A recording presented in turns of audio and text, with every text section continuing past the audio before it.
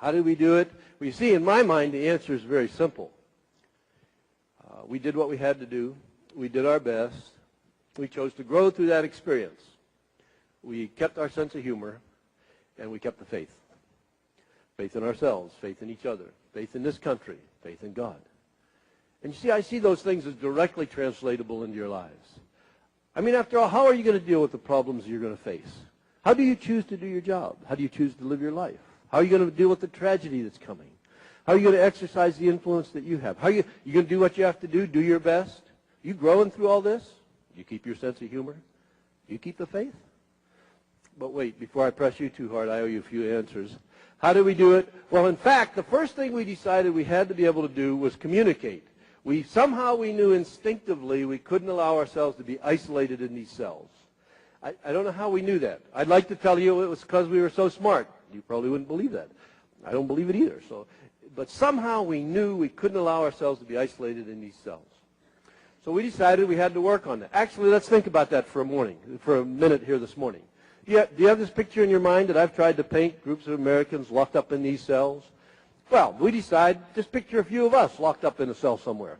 And we decide, okay, we've got to be in touch with people. Now, there are many parts to the problem. First part to the problem is this. Whatever we decide to do had better be very sneaky. Because if they catch us, they're going to beat us. So what we decided we could do that would be very, very sneaky would be to go over there and tap very quietly on that wall. That'd be sneaky. Next part of the problem is this. We must now think of something we can go over there and tap on the wall quietly so that if we got the correct answer, we would know immediately that's an American. They might not be Americans over there. It might be Ty, Laotian, Arvin. Could be our captors sneaking around trying to catch us doing these things so they could beat on us for a while. So we're going to have to think of something that we can tap on the wall quietly so that if the answer were correct, we would know immediately that's an American. What does that sound like? Morse code. Well, Morse code presented a problem to us. We all knew Morse code, of course, and I know that telegraphers can do the dot dash thing somehow with that little key, but us thumping on these walls, we were never able to quite figure out how to do dots and dashes. That's okay. You all work on that for a little while. Other suggestions. I need to tap something so that if the answer's correct, I know immediately. What's that sound like? Shaving a haircut. It sounds like dot, dot, dot, dot. I can tell you this. If there's an American within 100 miles, they go dot, dot. I don't know why that is. I used to think it was because of Burma shave. Then I found out there people don't know what Burma shave is anymore. I now believe it's because we have, all of us, wasted hours of our lives in front of that tube watching those cartoons. And they always end with dot, dot, dot, dot, dot, dot. You see, it's automatic. I'll tell you something else now. You have to remember that my observations in Hanoi are through a little keyhole in a prison, but they couldn't replicate that rhythm. Oh, they knew what we were doing. They beat it out of us. But when they'd come around and try to tap us up on the wall, it never sounded like dot, dot, dot, dot when they did it. It'd be different. It'd sound like dot, dot, dot, dot. It was, hey, they didn't have Looney Tunes in that country, you know. Okay, so we go over to the wall, we tap quietly, dot, dot, dot, dot. We get the answer, dot, dot. We know it's an American. What might we do next? Suggestions? We go 1 for letter A, 2 for letter B, 3 for, I can't tell you how old it gets. Tap 15 times on that wall to go find the letter O in the alphabet. See, not only that, in our alphabet, all the good stuff, it's down there towards the end someplace. So the next thing we did was, you picture this in your mind, we built a 5x5 matrix into which we put the letters of the alphabet. A, B, C, D, E, F, G, H, I. Now, some of you already know that I have 25 squares and 26 letters I have to deal with. So we use the letter C for letter K. Now everything fit. So we could tap a number down the side, a number across the top, locate a letter in the matrix. We'd go fast. If you put your ear on that wall, it'd sound like high school typing class just before graduation. That code was so good. We used it for everything. If they take you out and give you the bamboo broom and tell you to sweep down the walkway in between the buildings, you could sweep in the code. See, it'd sound like this.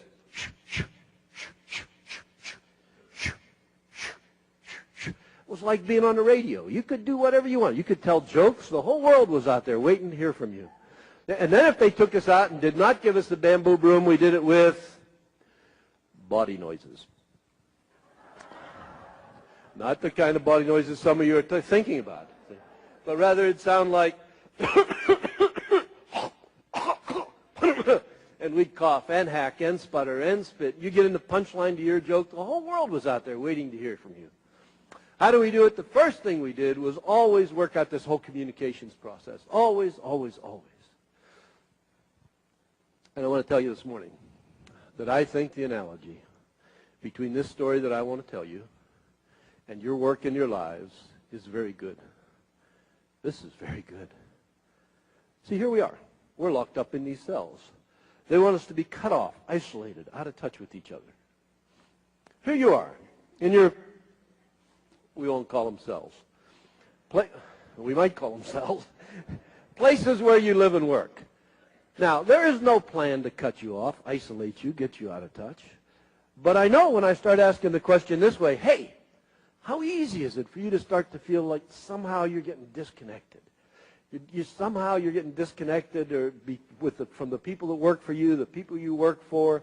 How easy is it for you to start to feel like you're isolated? Hey, in a company this big, all over, how easy is it for you to feel like you're hunkered down in Westwood and getting distant, completely detached from the whole company? Or I get real personal too, see. We'll go right home. I can start asking you about how easy is it for us to lose that kind of connection with our spouses, with our children. How easy is it for us to get isolated and out of touch with each other? It is so easy. Why should we be concerned about that where we were? Well, for starters, if we're going to do anything on a scale larger than a few people locked up in one of these cells, we've got to be able to communicate with each other. If we're going to get organized, figure out what's going on here, who's in charge, do we have some sort of purpose, what constitutes ethical conduct for us, how do we support each other, how do we take care of each other, anything on a scale larger than a few people locked up in a cell, we've got to be able to communicate. The rest of his story is equally compelling and helps us realize how much control we really have over our lives. Tomorrow, we'll discuss how to create your dream life, and it might not be the image you've always had in your head. We'll see you tomorrow.